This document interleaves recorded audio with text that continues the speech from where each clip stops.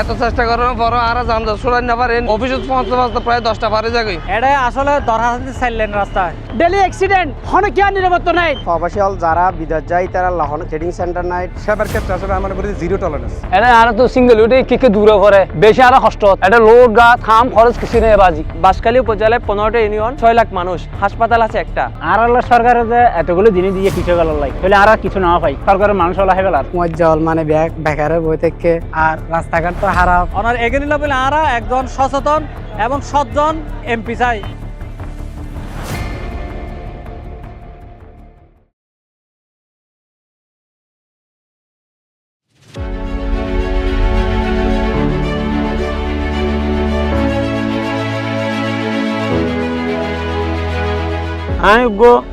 Driver on পুকুরত পরে গিয়ে দিয়ে ছোট বাচ্চা এবার মেডিকেল গিয়ে সোনুয়া বাজার তো সাম্বল বাজার এত যাতায়াত যাতে লাগে 1 ঘন্টা 10 মিনিট যদি আজকে যদি আরো লোডটা যদি ক্লিয়ার থাকতো আর 30 মিনিটে সাম্বল বাজার ধরে থাকতো 30 মিনিটে ভয়ে ফরম পাইতো। শেখেরি রাস্তার মাথাতুন বাংলা হালো ব্রিজ পর্যন্ত সরকারি প্রজেক্ট বি স্ট্রং নতুন প্রজেক্ট রেখে সামান্য বাড়াইয়ে মজবুত হাজব দিন দিন দোয়ান স্টেশন আছে ডালাইব 1 নম্বর।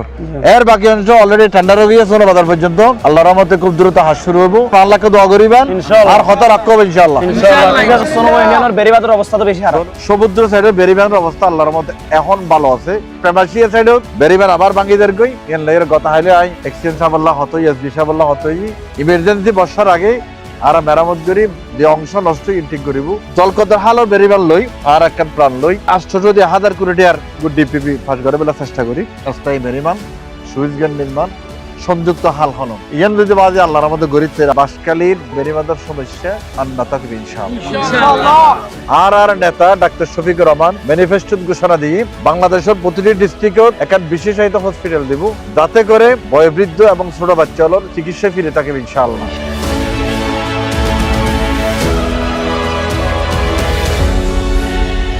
উন্নয়নের মূল চাবিকাঠি হল মজবুত অবকাঠামো।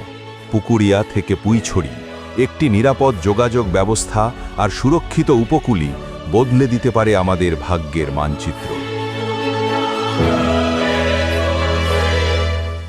4 লেন সড়ক আর আধুনিক বাস টার্মিনাল কেবল যাতায়াত নয়, বরং আমাদের লবণ, কৃষি আর মৎস্য শিল্পকে সরাসরি বিশ্ববাজারের সাথে যুক্ত করবে। যখন আমাদের উপকূল টেকসই বেড়িবাঁধে সুরক্ষিত হবে এবং বাড়ির কাছেই 100 শয্যার আধুনিক চিকিৎসা নিশ্চিত হবে, তখনই বাঁশখালী হয়ে উঠবে দক্ষিণ চট্টগ্রামের প্রধান ইকোনমিক করিডোর।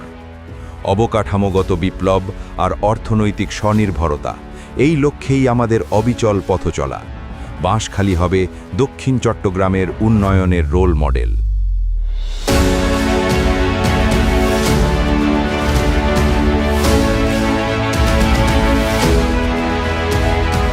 দুর্নীতি বন্ধ হইলে হাত বাকি না থাকিব দুর্নীতি বন্ধ করি বেল্লাই আর সোনালী সমাজ গঠন করি বেল্লাই আর ইনসাফর বাংলাদেশের লাই শহীদ হাদি জুলাই যুদ্ধ অকল রক্ত দিয়ে ইতারা রক্তর মূল্য এরাল্লাই উগ্র হা বড় যুদ্ধ করি আর উগ্র ন্যায়ের প্রতি দাঁড়ি ফেরাল্লা আর যুদ্ধ করি আমরা আসল না দিলে